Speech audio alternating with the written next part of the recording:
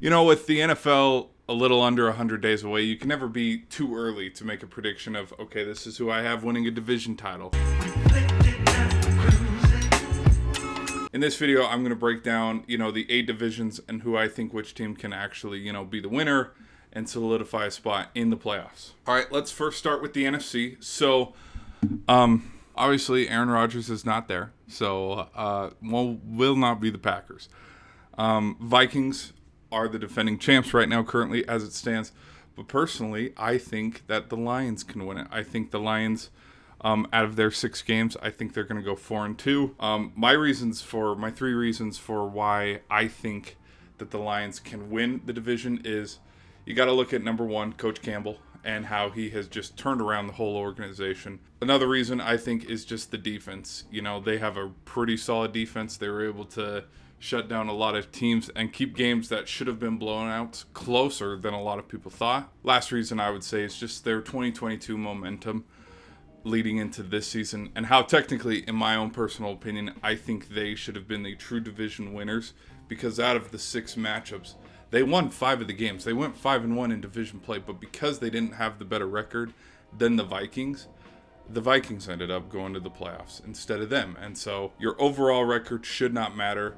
And as crazy as it might sound, I think if you go 6-0 in division play, but then you lose 11 of your other games, I think you should still get into the playoffs. Moving to the East. The East, I think, it's the Eagles division. Like, it's Eagles or bust. But I think I'm going to take a weird pick on this, and I'm going to pick the Cowboys. I don't think Washington made any improvements this offseason to get better. I don't think the Giants made any improvements. And so as crazy as it might sound for me to say, hey, they're going to go 5-1, let me give you the reasons why. If you look at the history of the NFC least, as people joked about it in 2020 when all of the teams were like under 500 heading into week 10 or something like that, they were bad. That's the year Washington won it. But there has never been a back-to-back winner in a very long time. And then another reason too is just because of Super Bowl slump. For the South, honestly, it's a toss-up. Like, I really have no clue. Like, a lot of people think the Bucks are projected to be the number 1 overall pick because they're going to tank. Just the NFC South, it honestly looks like it could be wide open. We have, Baker Mayfield and Kyle Trask competing in, Tampa. And then the Panthers have rookie QB. Then Derek Carr with the Saints. It's like, does he make them that much better? For the West, safe pick.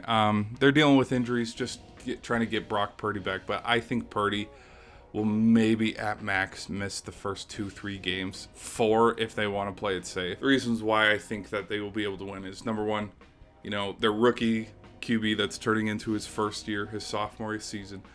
Brock Purdy. You got to let him cook. I think he'll be ready to go. I mean, the dude was freaking unstoppable till the Eagles game. They have way too many weapons. Like, they got George Kittle, Deebo Samuel, Brock Purdy, Christian McCaffrey. Like, their offense is stacked. Same with their defense, which is my final point, which they have a top 3.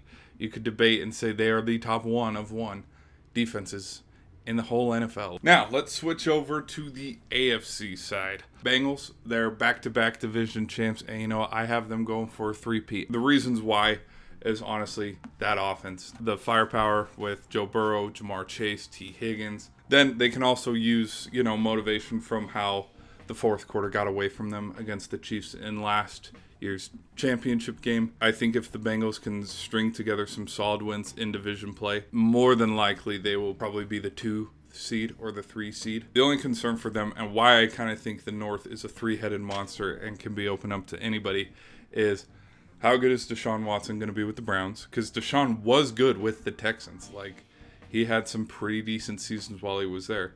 But then also, if Lamar is healthy, is he going to have that 2019 kind of season? For the East, Bills have been controlling the AFC East ever since Tom Brady shipped out and went to Tampa. I think the Bills can get a 5-1 record. But the reason why I think that they can win the division is they are a strong regular season team. They know how to win, and they know how to beat anybody during the regular season. They got to try to split it 1-1 against Aaron Rodgers. With Tua coming back and just how Mac Jones underperformed last season, I think the Dolphins and the Patriots are going to have a slump season. And so if the Bills can take care of them and try to split one with Aaron Rodgers, it's probably more than likely it's going to be their division. For the West, no shocker here. It's going to be the Chiefs. I do have them going 4-2, and their 2 losses, I would say, are going to be on the road. Like, they don't lose at home very often. And the reasons why they're going to win. You got Patrick Mahomes, Coach Reid, one of the best. I think he's the best coach in the NFL right now, Coach Reid. Close second would probably be Bill Belichick, still up there, but maybe LaFleur. They have 7 straight AFC West titles, and so to bet against that and say, oh, the streak's going to end, come on. And then in the South, this is going to be the craziest, most outlandish prediction in this whole video. I think the Jags can go 6-0. 6-0, that's a stretch. The reality is they're probably going to go 4-2 or 5-1. Now, the reason why is with how easy this division is, and I say that in quotations, only due to the fact that Colts have a rookie QB, the Texans have a rookie QB, and the Titans are kind of in shambles. Like, it's Ryan Tannehill.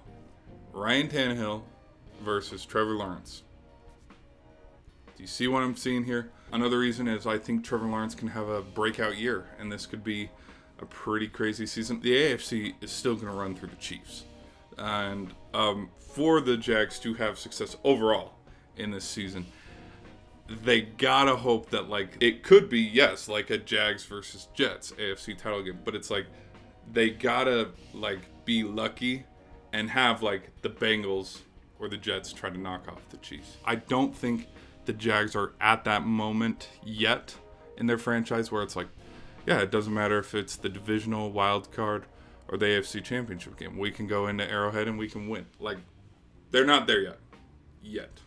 The only team that I think is there is the Bengals because they have proved it. Maybe the Jets, and that is only because of the experience of Aaron Rodgers. I think the cards can fall their way and they can be a pretty heavy favorite to win the South this year. So, I made a poll on, is Stephon, like this was a week ago, but it's pretty old. Is Stephon Diggs being a distraction to the Bills? Out of 36 votes, 58% of you said yes, 42% of you said no. I think it's been blown out of proportion just a little bit, but you know, honestly, Stephon Diggs is good enough where he can, be a prima donna a little bit and be like, no, I deserve some money because, I mean, if you're at that talent, you deserve to be like, hey, I deserve this kind of money, like Justin Jefferson. I thought it was funny how fast that beef was squished after Josh Allen got him to come back day 2. So he only missed one day, but... Yep. I'll try to catch you guys in the next video. Thanks for watching.